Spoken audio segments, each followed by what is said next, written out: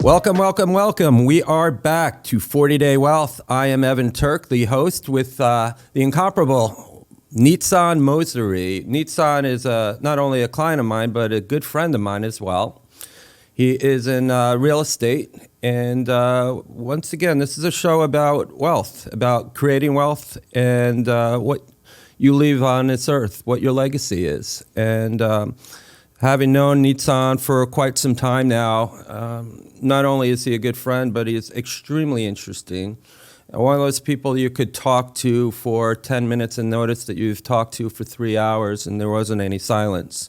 So today it's going to be a very easy show for us because I have a good friend of mine. And if you want to introduce yourself, the name of your company, and what makes you happy every day.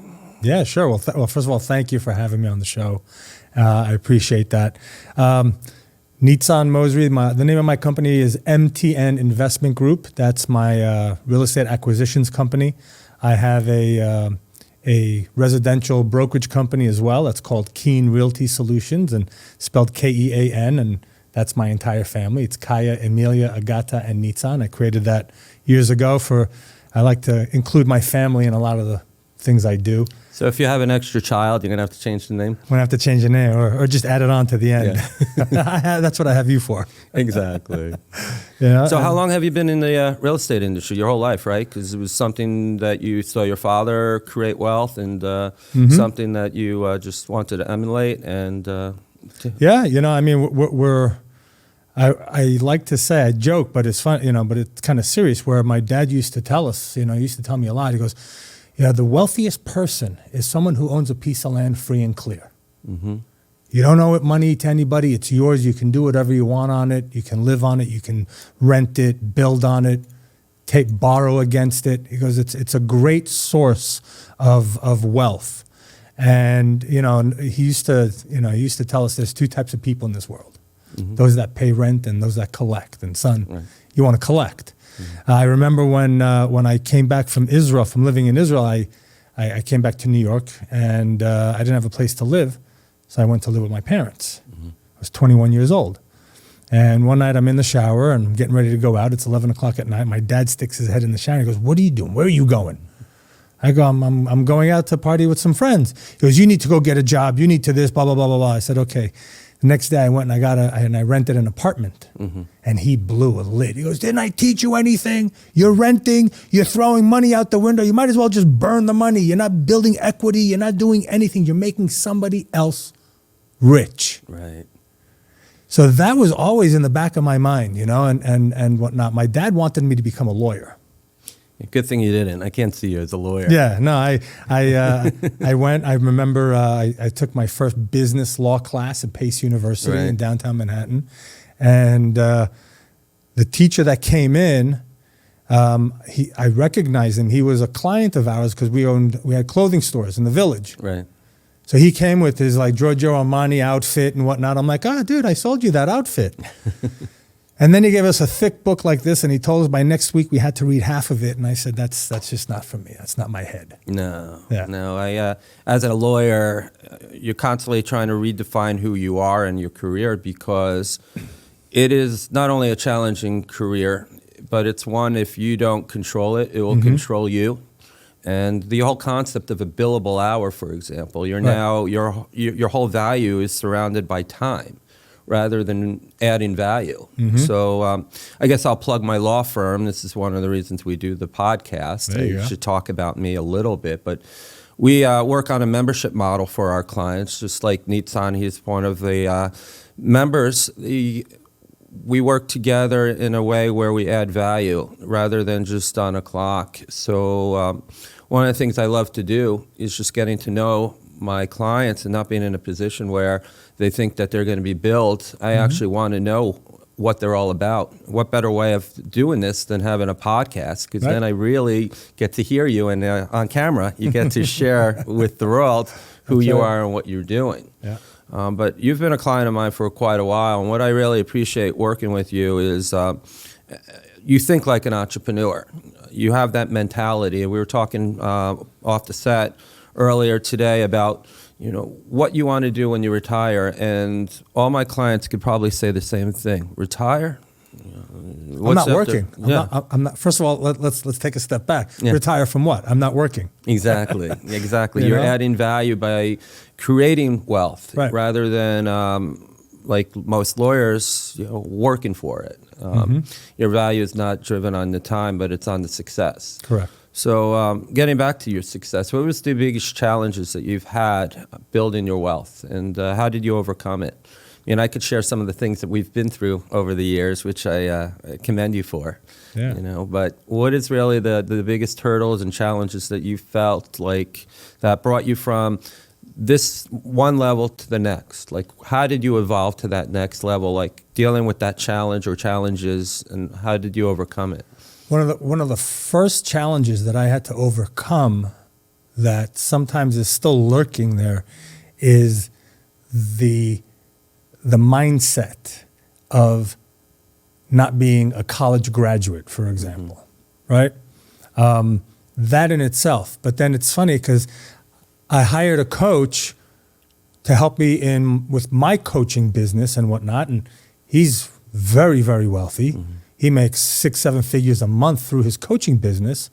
Didn't go to college either. Right. Right. So, but for me, that's a stigma. That's something that's been going on in my head, and I had to get over that. The other part was, I'd left when my father passed away when I was 25 years old, and that kind of threw me for a spiral and whatnot. Right. And at the age of 27, I moved back to Israel, and then I started traveling. So long story short, I was out of the country for about 15 years.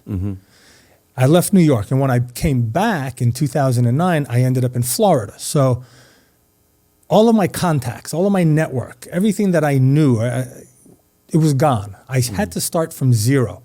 And on top of that, I had 4 feet of dreadlocks. Right. That's right. In case you didn't know, I've never met Nizan when he had 4 feet of dreadlocks, but I've seen the pictures, and it's not a pretty sight, to be honest with you. You look much better, you know, this way. Yeah. But to be your age and have your hair, I'm quite jealous. And if you could grow it at your age now, I mean, That'd be interesting. it would be very interesting. Yeah, absolutely. The only person your age I know that hasn't lost a single, not one hair. Yeah, it's there. You know, I brush it in a nice way. No comb over, though. Right. Yeah. No, but you know, the challenges were coming here. First of all, what do I want to do?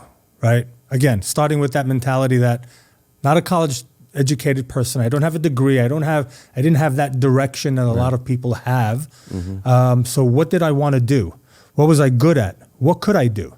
And at that time when we moved to Florida, and I'd been in real estate before with my brothers, and we bought buildings in Manhattan, renovated them, fixed them up, rented them, loft office spaces and whatnot. With my brothers, I opened up a restoration and renovation company. We'd go into people's houses, renovate and whatnot. So I'd always been involved in real estate in some form or another. And then when we came back to the States in Florida, it was in 2009. So we said, you know, what else can I do that will make me a lot of money fast other than real estate, because that was the hottest commodity at the time. I remember buying a house in Lake Worth, a concrete block house, 3-bedroom house, 2 baths, $16,000. Yeah. Right? Those were the days. Yeah, it's 2008, 2009. Right. This is when nobody wanted real estate. Everyone was just Everybody was running away walking from it. Yeah. Everybody was running away from it. Yeah, and I think Right? that's the problem today. Everyone's expecting it to hit back to go back to '08, and it's not going It's to. not going there. Right. So, you know, I mean, you know, hindsight is 2020. I mean, I should have kept every piece of property I bought in 2008, right? Rather Me than too. flipping it and making change. But that flip, making that cash, putting it in my bank account, doing more and bigger and more also opened up doors for me, right? Introduced me to you, because then I was looking to do bigger projects. So I was then networking in different places. I was networking where there were high net worth individuals, professionals that I can connect with and help and add value to them, and they could add value to me. So while I say I should have kept everything, what I did got me to where I am today. Right. Right. So, and that's great. And I look at people, I look at colleagues that are in the industry as well, and I look at other people and I see how fast they've grown and I see how slow people have grown. And one of the things I've learned also is never compare yourself with other people, because that's when the distress sets into your soul. Yeah. Right? Yeah, no, it's true. And you look at yourself, and when people talk about themselves, they only share their best version of them. And sometimes they're not even close to their own reality. Right. But then you compare that version to your own struggle. You know, one of the things I want to accomplish out of this podcast is to realize that, you know, the value of what you do is driven by the challenges, the waking up every day and not knowing how you're going to make payroll. Right. You know, one of the things that I was talking to my daughter the other day, she said to me, "Dad, when do you want to retire?" And I said, "Never. I never want to retire." That's right. An employee mentality is about retirement because they're doing everything for a paycheck. They're doing it because they don't know better. And one of the best things about this country to this day is that we can create wealth, come from nowhere, not even speaking a word of English. And sometimes people who come from other countries do better than us because of that. Because of that. Sure. And they value the opportunity. But getting back to not retiring, you know, having a career that you love to death. One of the things, being a lawyer, it took me years to not be a good lawyer, but to enjoy the practice of law in a way where I want to wake up on a Monday morning and being excited about my week ahead of me and not having to go on vacation all the time for no other reason, but I don't need one. And I say that now, we won't be doing the show 2 weeks from now because I will be on vacation because my kids need one. But at the end of the day, it's about creating your own value, creating your own wealth. Right. And then finding the people that you have like-minded, not only values, but businesses. You know, and one of the things that I regretted to say last week, but I need to bring up this week, is a good friend of mine who is the sponsor of this show, Julio Gonzalez, Engineer Tax Services. And I think I know you through him. Right. Because Julio is this type of mentality of you make more money by putting others first, introducing people to one another. And I think that's how we've had that connection. And the value of what he does for my clients, preparing strategies to reduce their tax liability. The easiest one is cost segregation, and nobody even understands that. Accelerated depreciation. You have Beautiful thing. buildings that you could write off for 28 years, but your air conditioning unit is not going to last for 28 years. Right. So what you can do is accelerate that depreciation, and it allows your money to work for you. And if you could just, I just want to put a plug in for Julio because he has been generous to help sponsor and this show, but more importantly, create our friendship. Yeah, no, absolutely. And first of all, you know what? Talking about Julio's company, I use Julio's company for every property that I buy, whether it's commercial, residential, for the cost segregation, for the tax deferment and tax savings, whatnot. But why do I use his company rather than other companies? And I've tried other companies. The level of detail, the level of workmanship, professionalism, customer service, the IRS like and approve his, from what I gather, his reports, from what he's told me. I think he's had 2 audits in his entire career or something of that nature. Right. Because of the way they put their reports together, right? There's no issues with them. So on that level, we're very, very happy with this company, and I recommend everyone that's in real estate to use him. Yeah, I was speaking to someone yesterday at lunch, and he runs a title company. He said he hasn't heard, it took him maybe 20 years of his career before he even heard of cost segregation. But the best way I could explain what cost segregation is that you sell a business, you sell a real estate, you go into a new project, or you pay the tax. So why not invest in a new project and offset your tax liability through accelerating the depreciation instead of 28 years? Within the first year, second year, third year. Yeah. And that's money in your pocket. That's right. And that's the way we like to discuss, and one of the purposes of this show is to educate people that there are better ways than just your standard, normal way of running your own business. Right. Right. Working with the right experts. And but getting back to, I'm just curious. So when did you realize in your space about, because for me, my epiphany was a few years ago, where it was like putting all the sacrifice coming in, it's actually coming to fruition where I could actually see the fruit of my own labor. Felt like I was planting plants for 7, 8, 9, 10, 15 years and just having small blossoms. And then all of a sudden you have, trees now. That's right. And I think for me, it was just believing in myself and being stubborn that I don't have that mentality that I would ever want to work for somebody, because that way that person or in company would define my value rather than me creating my value. Absolutely. But when did it hit you that you were going to be at this position, be very successful rather than just struggling to survive? I think about 5 minutes ago. 5 minutes ago. You know what? I don't think that feeling doesn't go away. Right. Because I'm an entrepreneur, because I don't get that hourly wage. I wake up every day, and it's not worrying, but it's the challenge. Okay, I gotta bring it today. Right. I gotta bring it today. I gotta bring it tomorrow. I gotta bring it for next month, and it's a game of chess. I'm planning out my moves daily, weekly, monthly, semi-annually, because I know where I want to get to. Right. Right. So I think it was. It was the last acquisition that my team and we just closed on. It was a $21 million asset in Athens, Georgia, and I think that was the culmination of everything that I'd worked up towards in many different factors. One, the type of asset.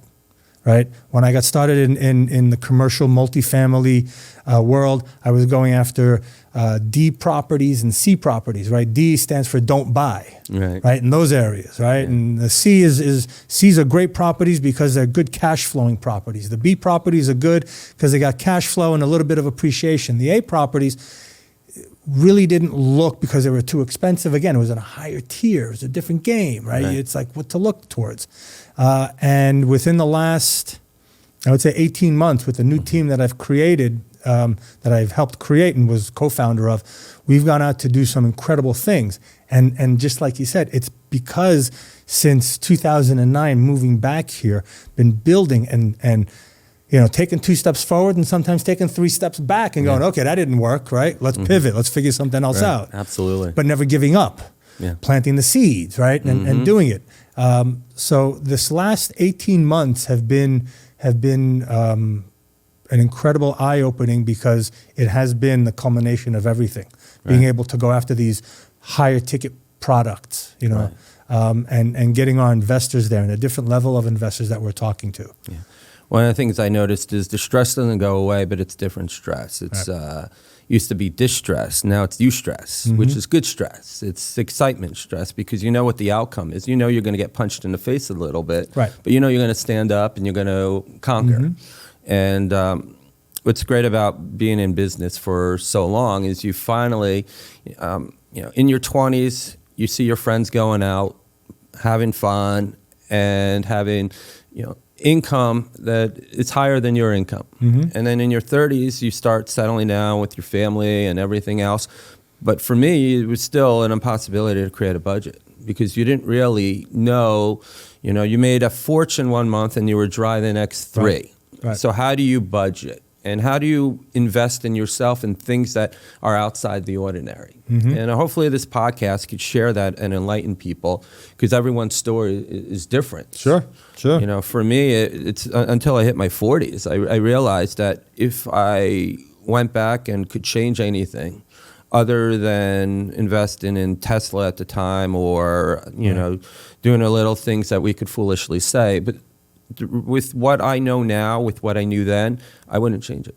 And that's really where I realized that my wealth is created. It's looking back and not regretting the punches in the faces, the mistakes that you've made, Right. because those scars have made me who I am. That's right. That's right. And Absolutely.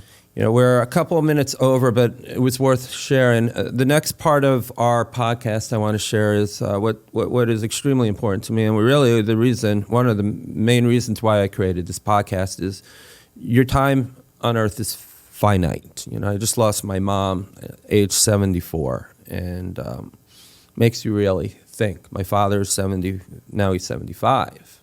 And he said to me, my life is limited right now. Right. But what is his memory going to be? What's my mom's memory? Which goes back to what's my memory with my kids, with my 10-year-old and my 12-year-old. And, I hope the stories are going to be epic. But at the end of the day, it's what values do you provide to your children? Because they're not learning in school. They're not learning it through their peers. They're definitely not learning on TikTok. But how do you educate children who are in a different world right now? It's computer, technology driven. You want a question, you could find an answer. You need to see a picture, you could find 100. That's right.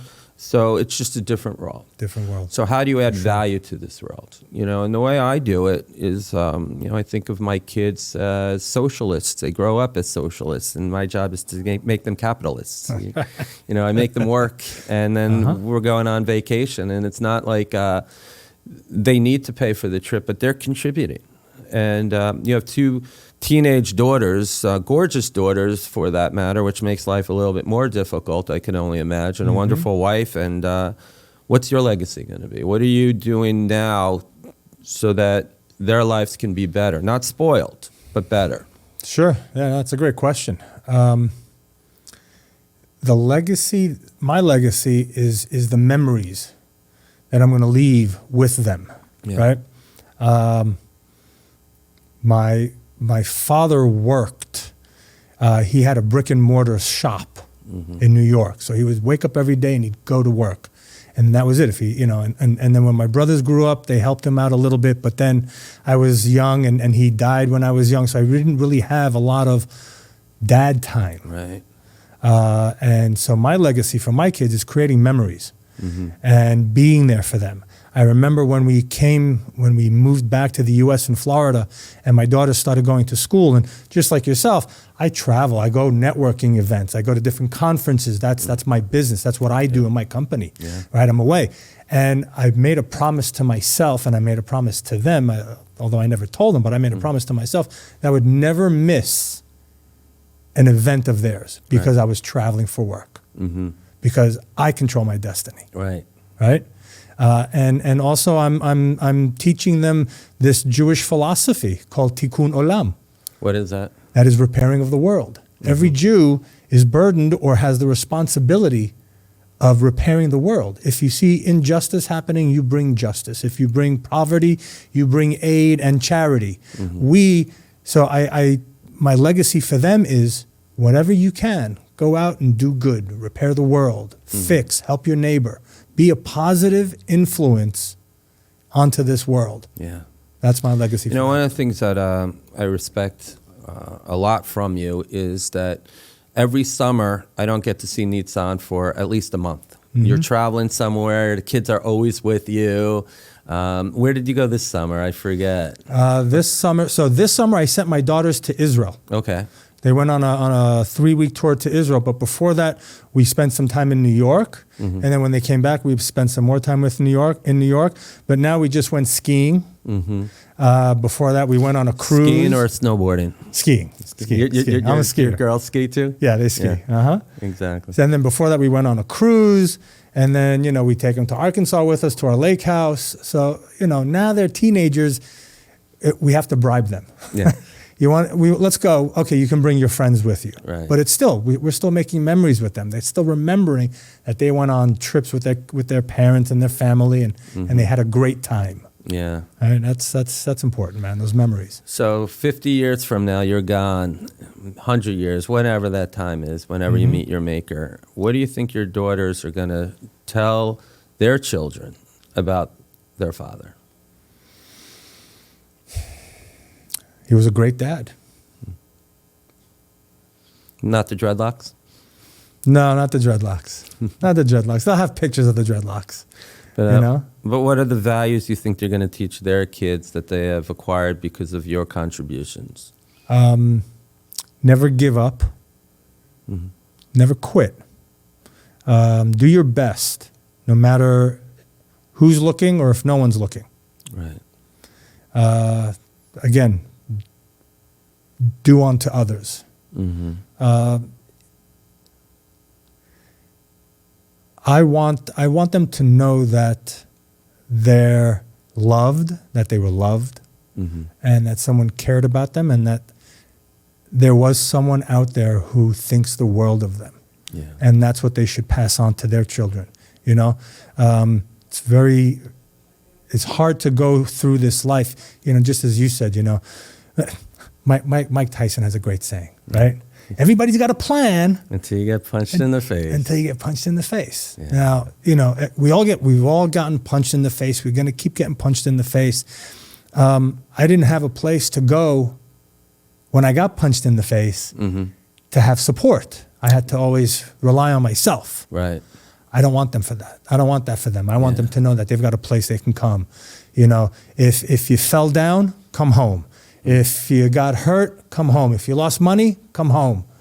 If you you know, whatever the situation is, there's always a place for But you to how come do you home. balance that without spoiling the shit out of them? Pardon my language, but that's the challenge. Right. That's the challenge. Well, you know, I tell them, listen, there's a give and take in this world, right? There's energies. Right. There's energies. If you're always take, and at some point, the energy is going to stop and you're never going to receive anything else. Mm-hmm. So there's got to be a balance. And they know me, right? With my travels and whatnot, my dreadlocks, I studied a lot of Reiki and meditation and energy healing and so forth. And that's what I did before I became a real estate guy. So there's that energy. You always have to have that balance, Yeah. right? Whatever you put out will come back to you, okay? Some way, some form, somehow, somewhat, right? And I tell them, I said, you know, people always say, you know, karma's a bitch. Mm-hmm. Karma's a bitch. You know what? No, she's not. Yeah. She's my best friend. Yeah, I created a new word, karmatic. It's Karmatic.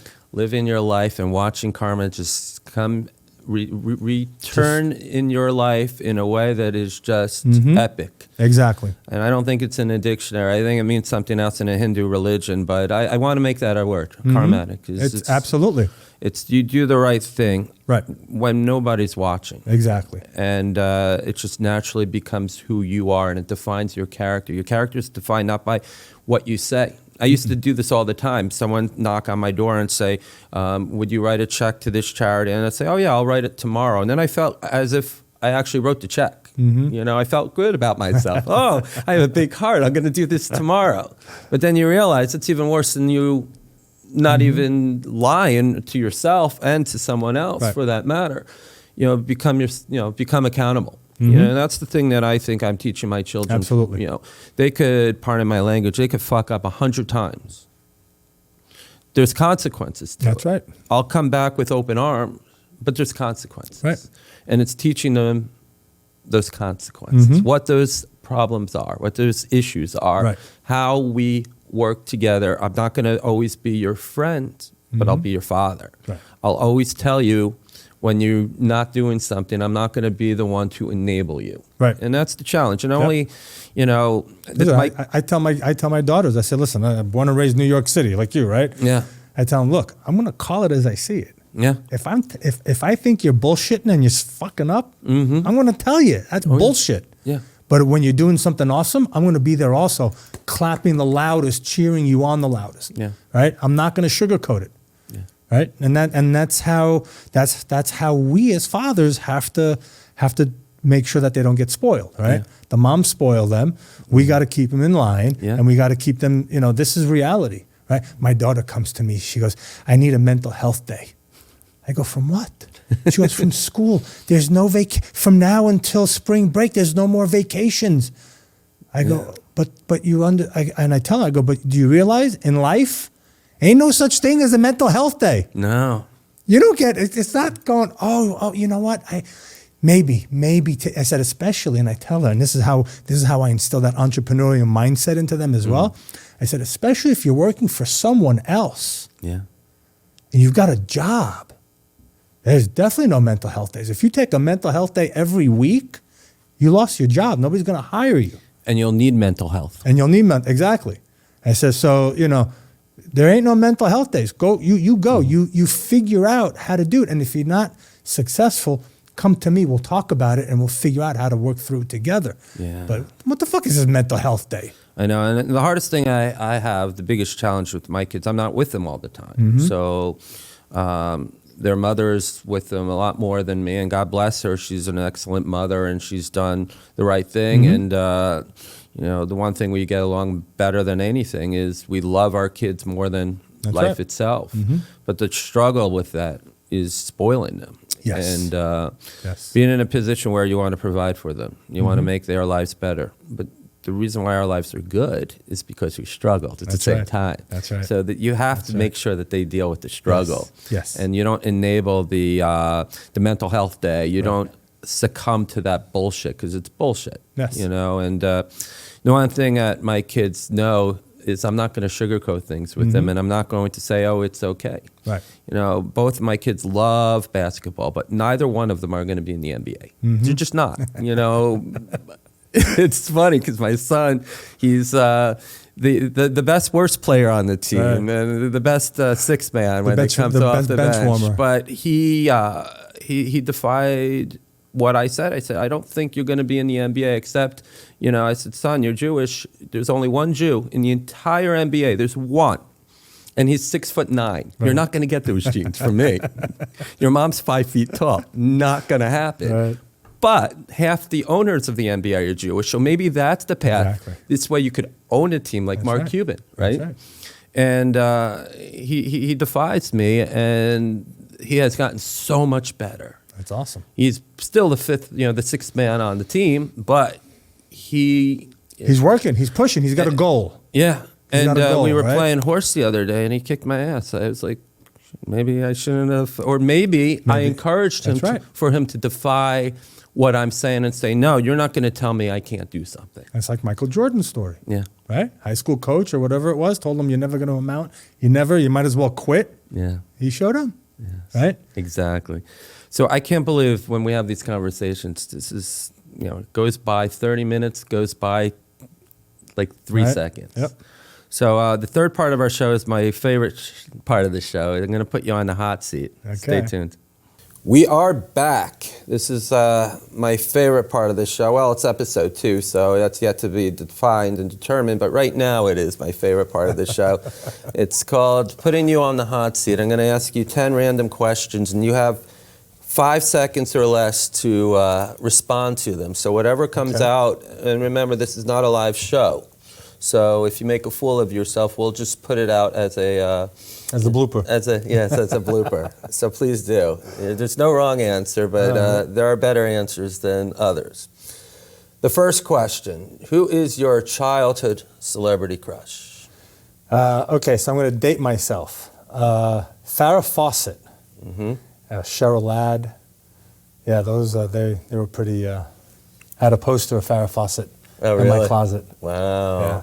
She's from the 70s, right? Big yeah, time. you are dating Oh, yeah. yourself. We have a Oh, few yeah. years apart, so Farrah Fawcett wasn't in my top 10, but probably if I was a few years older, she probably would have been, right? Samantha Fox. Yes. Remember Samantha Fox? Oh my God, yes. She had like one song, right?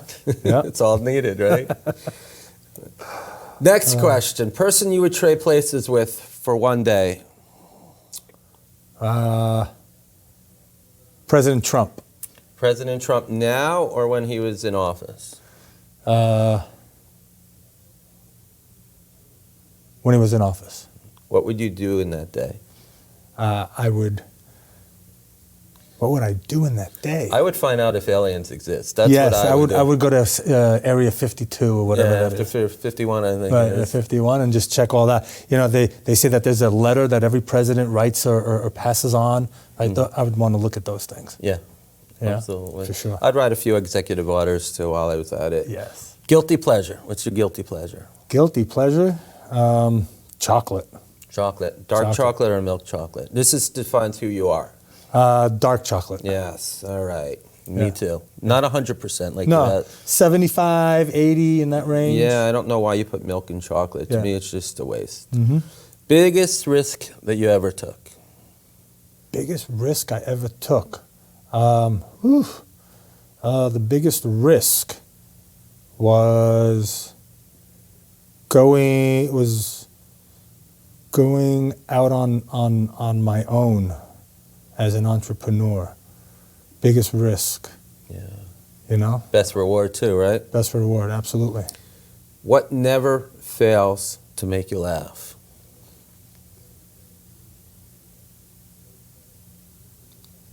Monty Python. Which one? Brave Sir Robin, ran away. I did not. My favorite is when his arm's cut off and he's It's, like, it's a mere flesh wound. wow, you can do the accent. Wow. Best compliment you ever had? Probably nice hair, right? Best compliment I ever had was, your children are incredible people. Oh, thank you. I just told you that last week. No, isn't that great? I mean, It when is. it's about others, and yeah. It is, because look, it makes me feel good because they're behaving well. They're good people, right? Yeah. But how do they get that? It's I'm going to be a little egotistical here, but it's from the parents, Yeah. right? It's how we emulate and what we say, and we're the example. So that was the best compliment. Worst piece of advice you ever had? Worst piece of advice I ever got.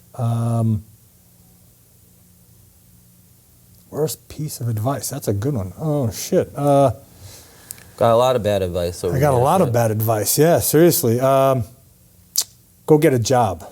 Yeah. That's the worst advice I've ever heard. Exactly. Something you wish you were better at? Reading people. Yeah. You trust too much? Is that what it is? Yes, I trust too much. I give them the benefit of the doubt way too much and whatnot, and sometimes it just comes back at me. So Yeah. I need to be able to read people, also to know who to bring on my team so as not to waste my time, their time, because, as an entrepreneur, as you know, and like we talked about, right, we have a finite amount of time on this planet. Yes. I need to do so much, and because I started late in my success journey, I started when I was 35. Actually, around that, when I really started going, I don't have time to waste. Yeah. I need to read people, I need to find the right people, and I need to find it now. You need to figure out what they're best at. Yes. Yeah, that's the biggest challenge, is not finding what you need, but finding what that person could provide in talent that could help you succeed. Who would you like to be stranded on a desert island with? I'm going to get brownie points if I say my wife. No, you can't say your wife. You cannot say your wife. Because I know her, I love her to death, but she would be like, when are we getting off of this? And she would blame you for it. Absolutely, absolutely. So who would I want to be on a stranded island with? And someone would need to take care of the kids, so you need to... All right, I gotta... We'll angle it that way. Who? Probably Nikolai Tesla. Really? Yeah, because his mind, he can generate electricity, water, build stuff, make our lives really easy on that island. What about the Wright brothers? They could build a plane and get you off the island if you're going to go there. But that's a good answer. I told you, there's no wrong answers. There's just better answers. Tell me something about you that we do not know. That you don't know? Not necessarily about me. I probably know, but your average person wouldn't know about. I have a fear of spiders. Arachnophobia. I hate spiders. Really? Oh, man. And I've been to Australia twice. Okay. And Australia has the most amount of poisonous spiders anywhere in the world. Really? Australia is an island that the minute you step foot on it wants to kill you. Yeah. from all the different species of snakes and spiders and bugs, and everything wants to kill you on And that. even the kangaroos, you see them, they're like these cute little marsupials, and then all of a sudden, Bam, knock you in the head. yeah. Mm-hmm. But spiders, I wouldn't know that. Yeah, I don't like spiders. Yeah, so that movie Arachnophobia wasn't up your alley. Ooh, I'm getting goosebumps right now just thinking of it, man. You know, because for me, you know, these little spiders, they just go in and then they crawl in your ear and they start eating your brain. Yeah. And oh, that's just. Next time I see you, I'm gonna get like fake spiders and Yeah, just throw them no. around you. This is your creative part. How are you gonna sign off on this show? Because it's all up to you. Because we're done. All right, so we're signing off, huh? We are. All right, well, this has been a fantastic show. My boy Evan here. I'm Nizan Mosery. I'm going to leave you with one little thing that I've learned from my travels. Trust in the universe, and the universe will take care of you. I'm Nizan Mosery. It's been a pleasure. This is Evan Turk. We'll see you next time.